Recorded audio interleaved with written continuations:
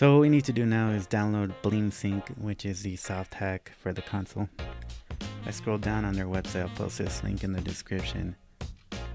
Where it says where to download, click on 1.1.0, which is the latest version, and then save it.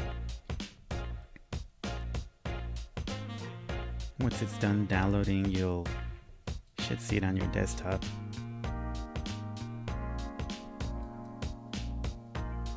Now that we have our Bleemsync file, we're going to extract that to the desktop.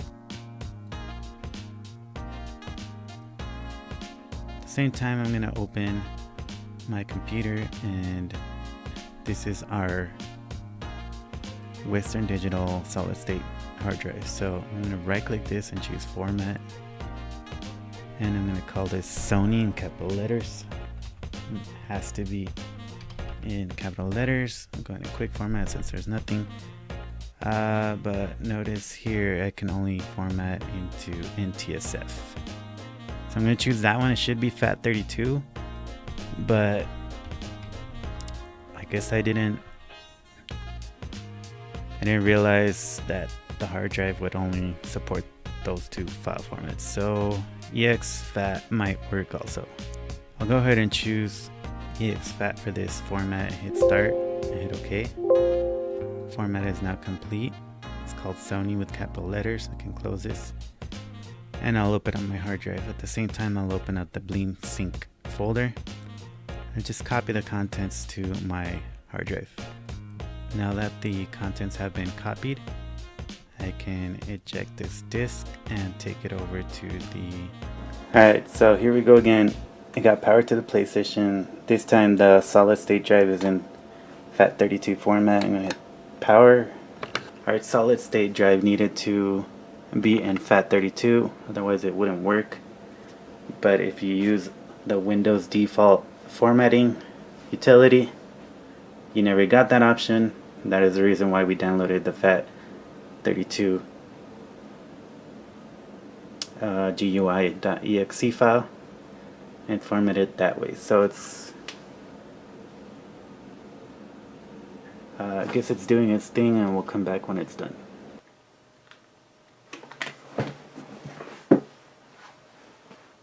So the screen has turned off, and alright, it's been around 30 seconds. I'm going to go ahead and turn on the power and then put it back on the screen. The initial hack has been complete. And see if I get the menu where I can choose RetroArch or Bleemsync.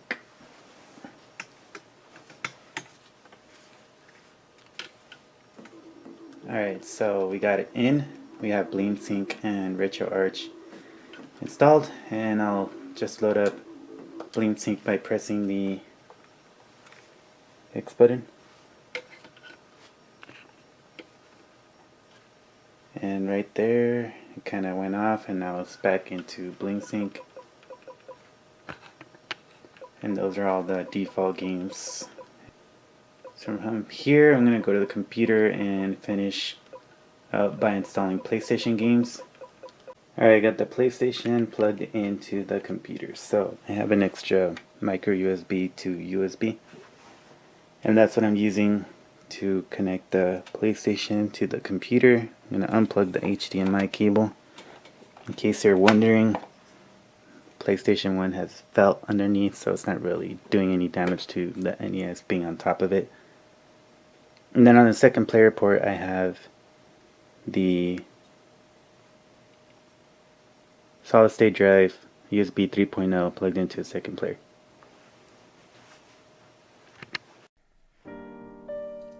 So we finally established a connection with the PS1 Classic. Make sure when you plug into the computer, you use a direct port, USB port to the computer.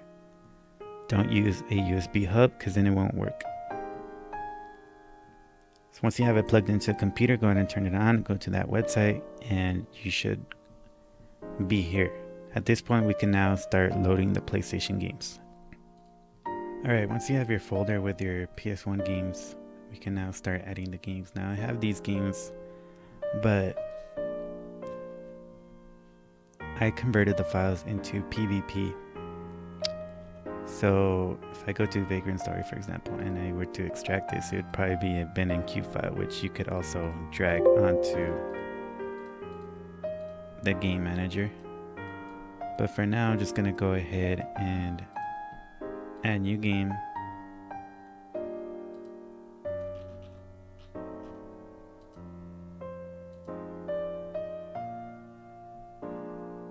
Actually browse for the new game. And then I'll start by adding the first game I have here on my list. I'll hit open. And it automatically gets the artwork, which isn't necessarily the box art for the second version.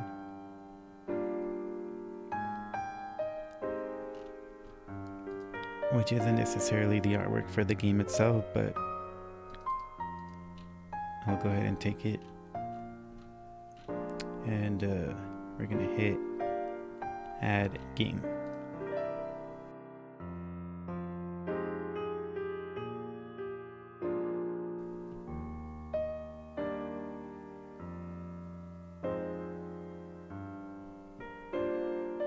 So now we can click on our game and we can delete the game or update the game. So I'm gonna go ahead and change this to ArcTheLad 2 and update the game. And now that it's done, I can add a new game, browse, add the second game on the list.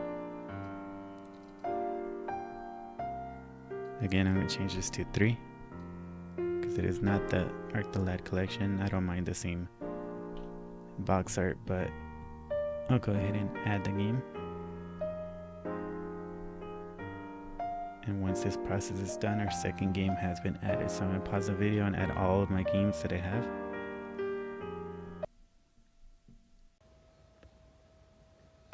Alright, this is a test to see if all the Bleemsync games were added. And there's ArcTheLads 1, 2, and 3. As well as all the other games that we added. So we're going to go ahead and try Final Fantasy 9.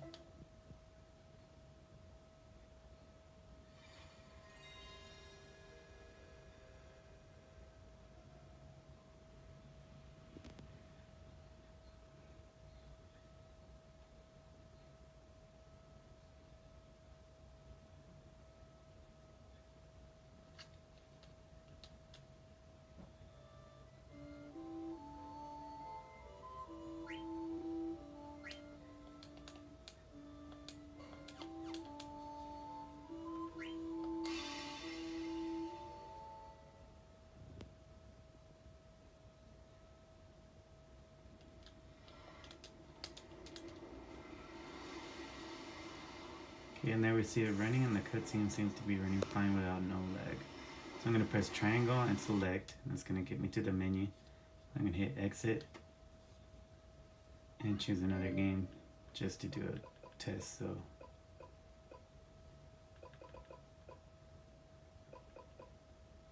let's try Marvel vs. Capcom.